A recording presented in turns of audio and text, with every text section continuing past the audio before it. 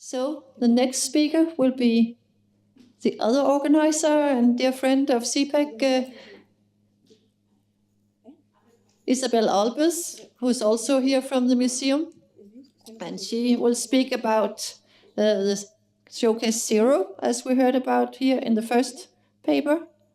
So it's called Display Case Zero, Bring Objects Back to Life. And yeah, we will also have the right.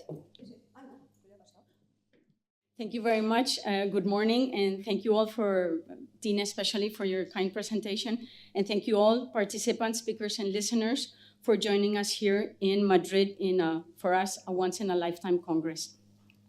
If the last one was 30 years ago, I don't think I'm going to be seeing the next one, so this is very important for me. I'll be 80 by then. While preparing my conference, I kept in mind the motto of this year's CPEG meeting, which was making the old new again, refurbishing museum spaces, and that made me think of the different areas in which we may encounter the collections here in the museum. So from the permanent exhibition to the temporary exhibition rooms, from the storage areas, whether organic or non-organic, to the Department of Conservation and Restoration, from the Department of Photography, Documentation, Library, etc. And also the Display Case Zero, which is the theme of my conference. And it's just at the entrance of the museum. I think it's easier if I go this way. Okay. So truth is, little has changed in the Egyptian and Nubian departments since the refurbishment from 2014, but everything has been explained just now by the head of curator of the department, Esther Pons. In my case, I'll be presenting another type of vitrine, as we call it, the so-called Display Case Zero, Vitrina Cero, that is meant to show part of the collection that is normally hidden from public view, yet plays an important role in our institution. The vitrine is located at the entrance of the rooms to the left. Oh, did I go backwards? Oh, there you go. Sorry, I went too fast. So this vitrine, as I said, is located at the entrance of the rooms to the left, and visitors who are eagerly flying towards the permanent rooms of the museum might not be aware of what the man has to offer right at the beginning. This display case was created in 2017 after the 8-year gap when the museum reopened in 2014, and changes every 3 months. So that gives us the opportunity to all the different departments to show what we normally have in our reserve areas. So here you would have from prehistory to proto-history to Greece and Rome, medieval art, numismatic, that's coinage as well. And the last one, aside from the one we have right now, this one was from the archive department. So I guess you'll all agree with me when we create a new exhibition, even if it's just temporary or even it's just, in this case, a display case, it's difficult to find a level in the explanations. The wording cannot be too technical or on the contrary, too simple. We need to be able to reach all kinds of visitors, and that is sometimes not an easy task. We need to address visitors and convey our thoughts, our research, our knowledge in a way that everybody feels that they are part of the museum. So this display case is just one, as you can see, measuring about 120 times 2 meters long, 70 centimeters width, and has allowed us on 3 occasions to show our collections, 2 addressing the Egyptian collection and 1 the Nubian objects. And obviously we still need to give the Near Eastern part their own display case zero. Sadly, our next installment will be in the month of October, just 2 weeks from the moment we finish CPEG, so you are all welcome to come and visit us in 2 weeks' time, or if not, until at least mid-January, when we will have one which will be entitled, I Had a Dream, Alexandria, as if Alexander the Great himself were to recount the story of the city and how it flourished under him and later on under the Ptolemies, the last Egyptian dynasty.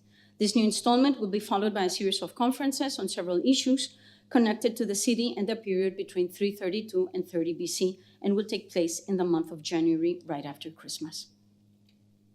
So the first display case zero, as you can have it here, was called Masks and Cartonnage of Egyptian Mummies and Their Restoration. Esther has put some of the images. I wasn't part of the museum then, so this was carried out by Marie Carmen Peredie and Esther Pons, who were back then the members of the department. This ran from July to October 2019. The departments involved were obviously the Egyptian department, but also what we call the CNR, the Conservation Restoration. they exhibited rather, sorry, I say we as part of the museum, 2 masks and 5 different cartonnage, but the highlight of the exhibition was obviously the mask that Esther mentioned before. Now for us, it's important because the aim of this display case was mainly to explain to visitors the importance the ancient Egyptians had on their beliefs in the afterlife that led them to mummify their dead in what we assume was a long, complicated, and expensive process. After finishing, the body and the face were covered with various polychrome cartonnage, with scenes, hieroglyphs, texts, etc., to help the deceased in his her journey to the afterlife. But we also wanted to explain the whole process and the restoration that had been given to the mask when it was bought. This mask, as you have it here, sorry, in the previous image, this mask over here was the last object the Ministry of Culture bought for our department, and that was back in 2015. So we also wanted public and visitors to understand in depth the explanation of the whole process, because many times they feel that all the objects that come into the museum are in a perfect state of conservation, and that is far from being real. And I guess you'll all agree with me. So here we have the different, the first one, I'll go back to the image. That was just a composition of the different cartonnage. Here you have a gilded mask that we'll see this afternoon, as well as the rest of them. The majority of them, except this one, belong to, and this one, that was a donation by Pablo Gevenois in 2012. The rest belong to Toda's collection, which is an exhibition we'll have next year. This is how you'll see it this afternoon, and this is the image that Esther also showed. When the mask came into the museum, the newly acquired mask arrived into the museum with a large number of alterations, so from dirt, paint losses, degraded fibers, and repainting. So the fibers, metal leaf, pigments, binders, and coatings were all analyzed prior to the intervention. In a second stage, there was a cleaning process, and finally a volumetric and chromatic reintegration. This is how you would see it right now. So this is room 35, as we'll see it this afternoon. This is the gilded mask, and this one is the mask that the Ministry of Culture bought for the department. The other cartonnage and the masks that were part of that display case is this one. They're all from the Ptolemaic Roman period. The one on the left is a donation by Pablo Gevenois, as I said before, and the other ones belong to Toda's collection. So here you have some of the pieces that were shown in that display case. Now, also as Esther mentioned, it's very important for us, like everything that is done here in the department and in the museum is uploaded to our social media network, so everybody, whether they're here at home or abroad, can see all the changes, all the activities, everything that is being done in the MAN. Sorry, by the way, if you hear me talk about MAN, it's Museo Arqueológico Nacional, that's our acronym, and that's the way we mention it. The second display case 0 was Egyptian funerary amulets, protection and magic in the afterlife. This ran from October 2021 to January 2022. And in this case, we had about 44 objects. That was a large number, but the majority of them were amulets displayed over a mummy figure that we had created with Forex. The image behind, as you can see, is part of the Shrine of Tutankhamun from KV 62. And we also had a label with 4 important amulets that we wanted to highlight at that point.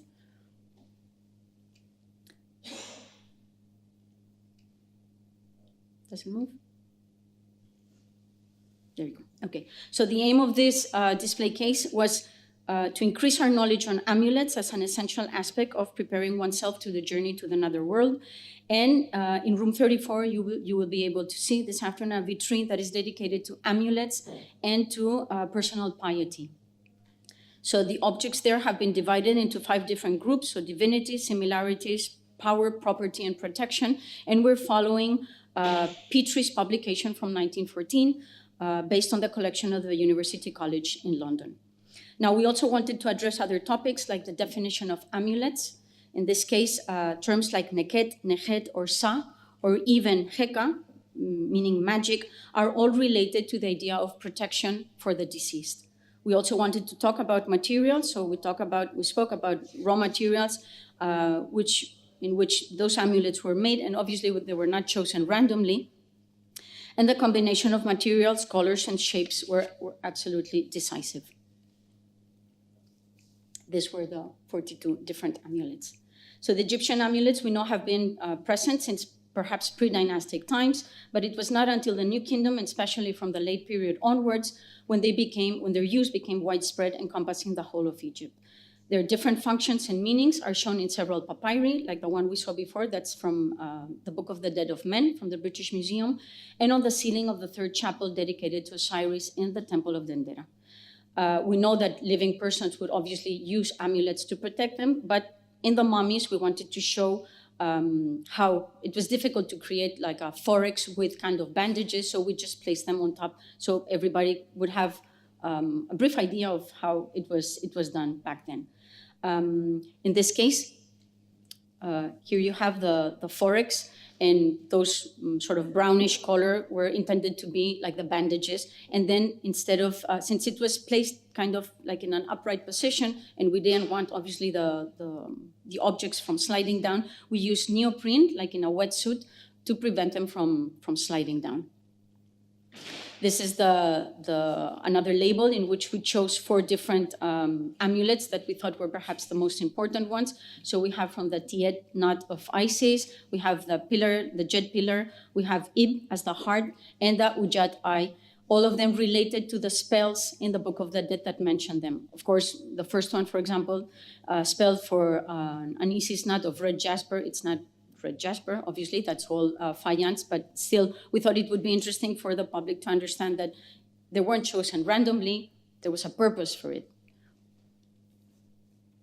And as we mentioned, some of the objects, or the majority of the objects that we display on the case, the 0 case, come from the storage area. So that gives us an opportunity to take pictures, to study them, etc. And in this case, this same cartonnage that was in the previous display case 0 was starting to become brittle in what we call like the ribs of the mask.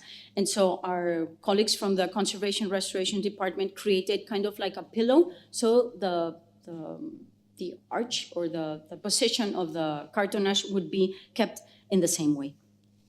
And then obviously the funerary mesh, absolutely gorgeous with the fringe at the end, and Hebri and the 4 sons of Horus. These are different images from the moment of the assembly with the company Pepe, who's the company in charge of creating all the museography and the assembly of the display cases. And our colleagues from the Outreach Department and Communications Department created this interactive image, so people at home or those that are abroad could just click on the different images and get extra information from the pieces that were on display. And then normally, as Esther mentioned, everything is uploaded to our social media network. So here you have the Instagram. We had an article in the bulletin of the National Archaeological Museum, different interviews. El Café de la Lluvia is a blog dedicated to history. So every time there's a display case 0, they want to interview and help raise awareness of what we do at the museum. And then from 2020 until 2026, or perhaps even more, it depends on the amount of work that we have in the museum, we are working on a catalog of all the Egyptian amulets housed here, some of which you'll be able to see this afternoon. The last display case 0 that we have prepared is Reflections on Ancient Nubia, a land of contrast through its pottery. This ran from January to April 2023. And in this case, we had 13 vases, globular vessels, cups, etc., that came all from Nubia. Esther has mentioned that some of, as you will see this afternoon, some of the labels are in brown, others are in yellow, because from 2014 onwards, the Egyptian and Nubian collections have been placed all together. Because we felt that it was important for visitors to understand that the Nile Valley was the common ground for both cultures. So there was no point, as we had it before in the 1980s, to have the 3 first rooms dedicated to Egypt and the last one to Nubia. We had to bring them all together, and I think it's a better way of placing Nubia where it should be, and trying to understand how there are common aspects to both cultures. So for us, we also wanted to give visibility to one of the areas of the department. As I said, our department is Egyptian Antiquities, Nubia, and the Near East. On the other hand, we also wanted to reinforce the idea of the Nile Valley as a conjunction of cultures. And last but not least, recognize and appreciate the extraordinary work carried out by Spanish Egyptologists and archaeologists in the 60s when the Aswan Dam was built, receiving, among other things, the gorgeous Temple of the Boat that we will be able to see tomorrow, 9 o'clock in the morning. Okay, and in 2022, the temple celebrated 50 years since it was rebuilt again in Madrid. So this is room 33, as we will see it this afternoon. The first part where we have, as you can see perhaps here, sort of brownish color, those are the Nubian pieces. And in yellow, I'm not sure if it can be seen, but if not, believe me, this afternoon we will see it. This is Flora and Fauna as an introduction to the Egyptian collection in Nubian. And this part over here is more dedicated to, to the pottery, the evolution of pottery in the different Nubian kingdoms, so from A culture, C culture, Kerma, Meroe, Napata, Balana, Kustul, etc., until Christian and Muslim times.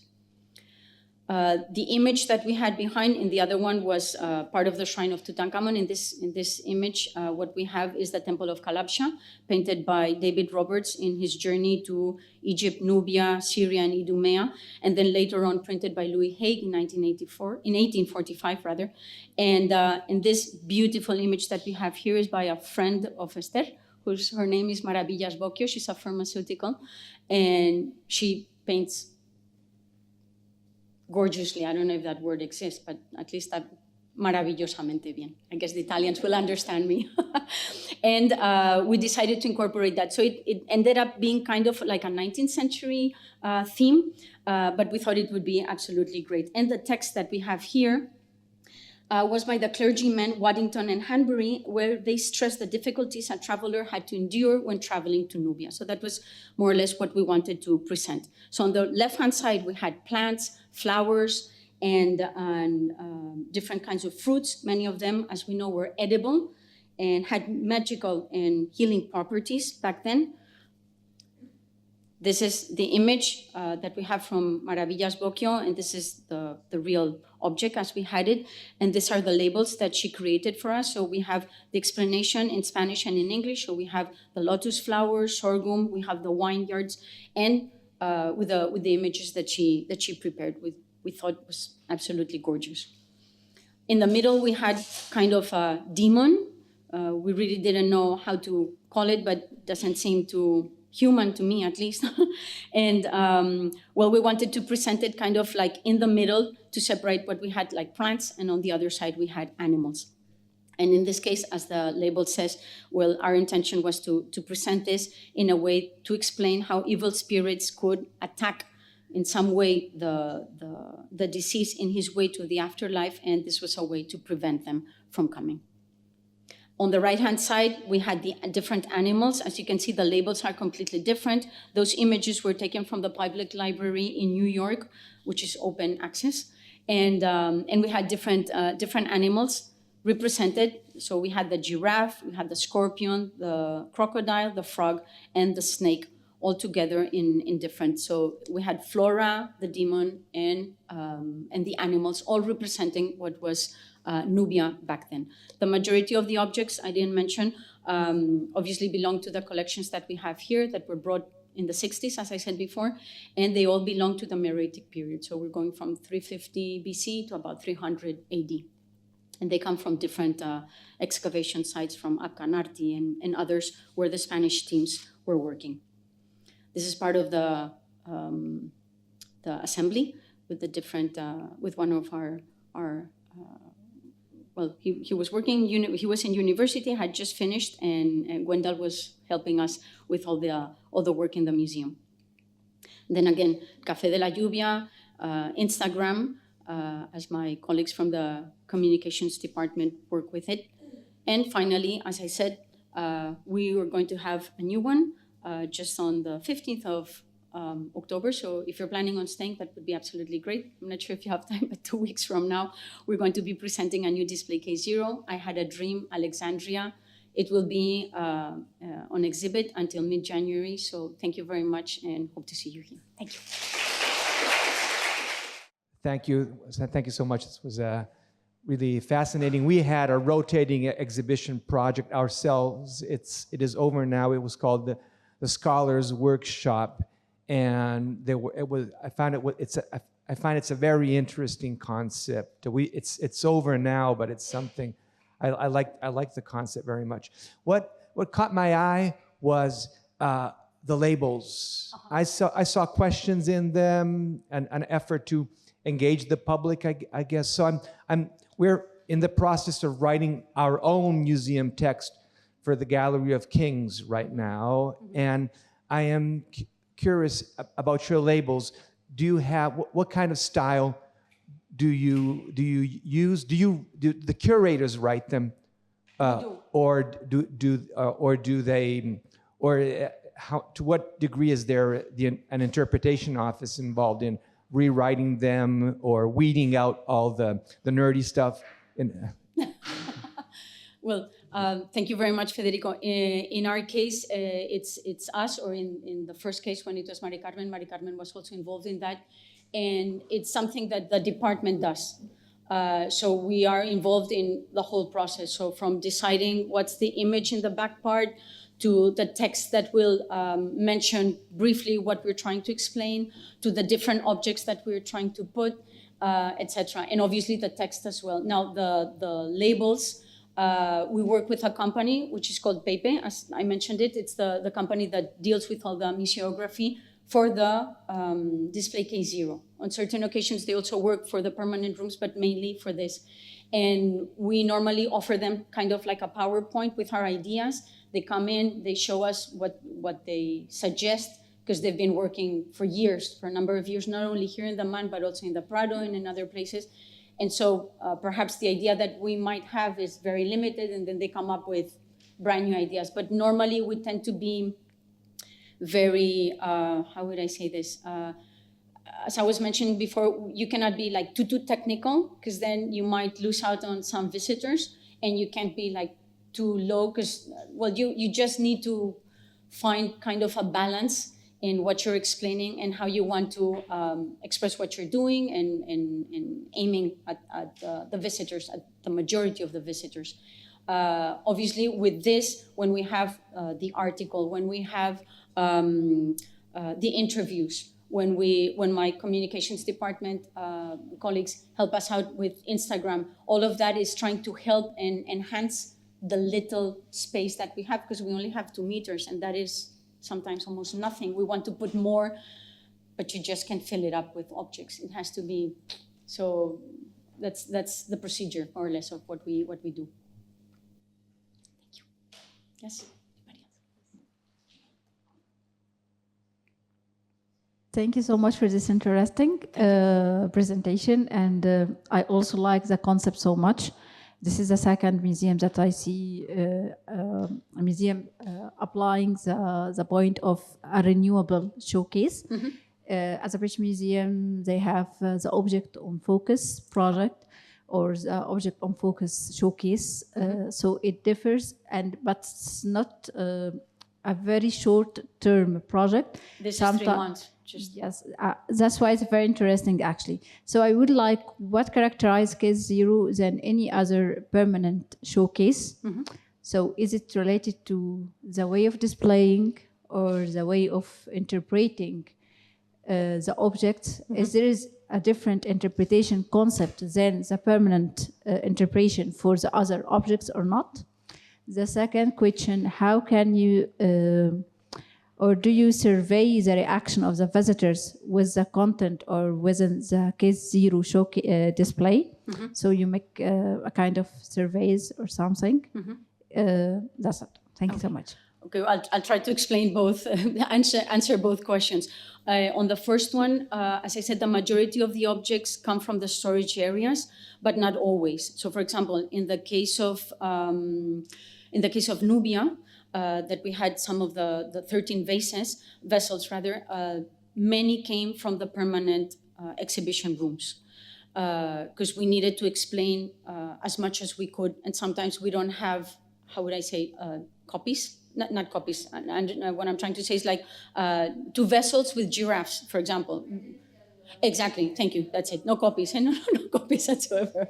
So 2 identical objects. So sometimes it's difficult, and when you want to explain as much as you can, sometimes you have to sort of get from the permanent rooms.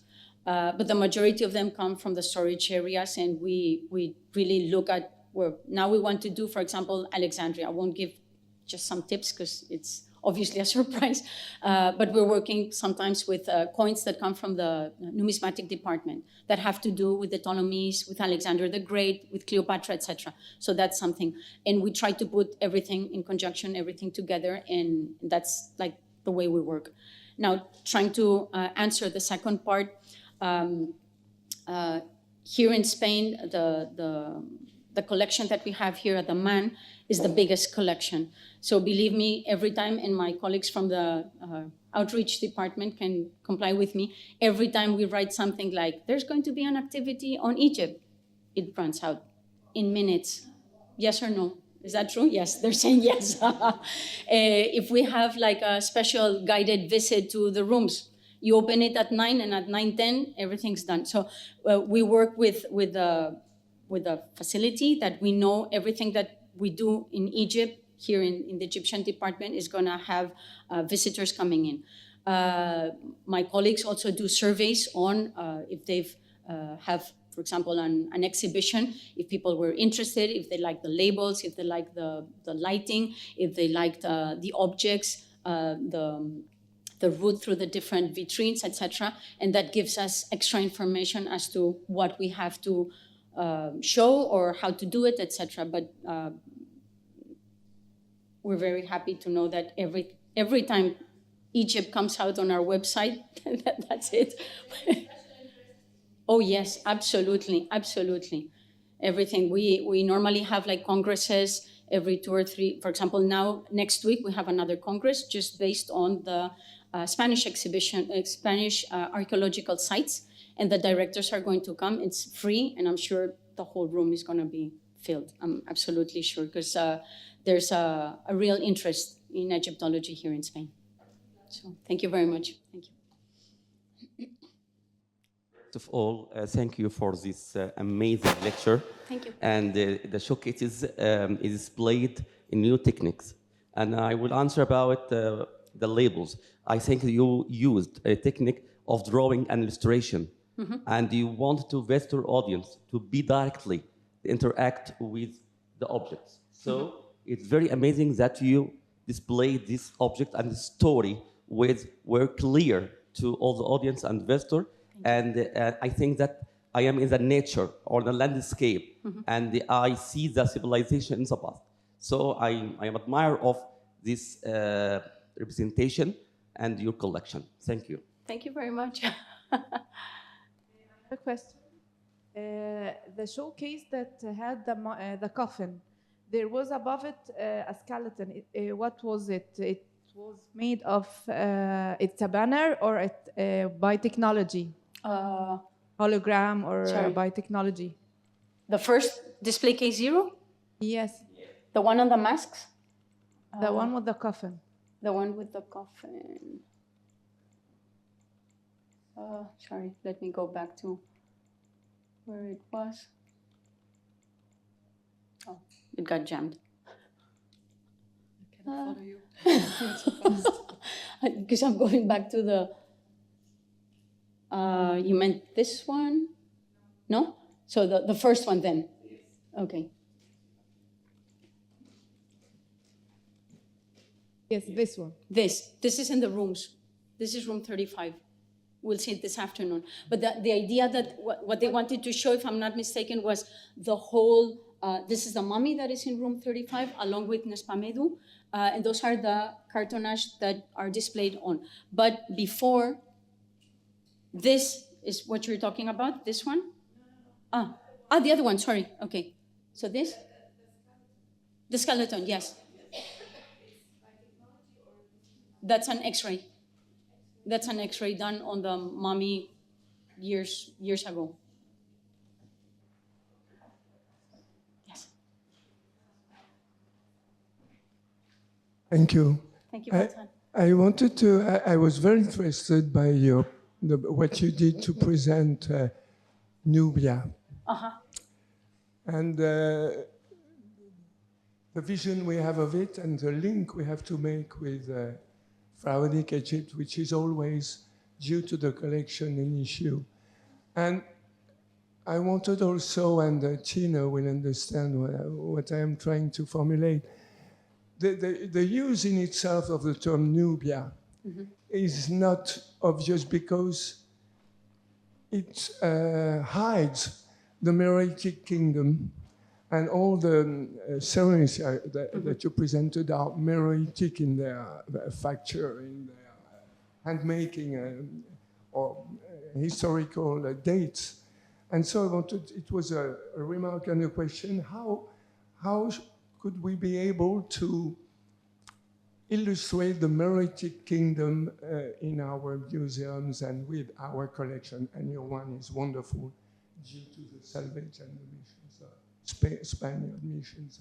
Well, the thing is that as we have the rooms right now laid out, that's the way it's going to continue being. So the only thing we can enhance or complement towards the permanent collection would be the display case 0. We use the term Nubia because we thought it would encompass the whole. Obviously, we could have spoken about Wawat and Kush and then made a whole explanation, but that is already in the permanent rooms. When we enter this afternoon in room 33, you'll see that there's a map. There's like a line of time, una línea del tiempo, a line of time with the different cultures in Nubia, and that if we had included that into the display case 0, we wouldn't have been able to explain what we wanted. Obviously, this is just like a how would I say this? Like just una pincelada, like just trying to give a slight idea of what we can explain, which is obviously much more. But the display case 0 is what we have, and that is just it. Although the majority, as you said, the majority of the objects come from the Meroitic period, not from New Kingdom or even earlier. But that complements what we have in room 33, where we have all the pottery from A group to Christian, Balana, Kustul, etc. in room 33. So it's just like to complement what we have. It's such a small space that trying to do miracles sometimes is difficult.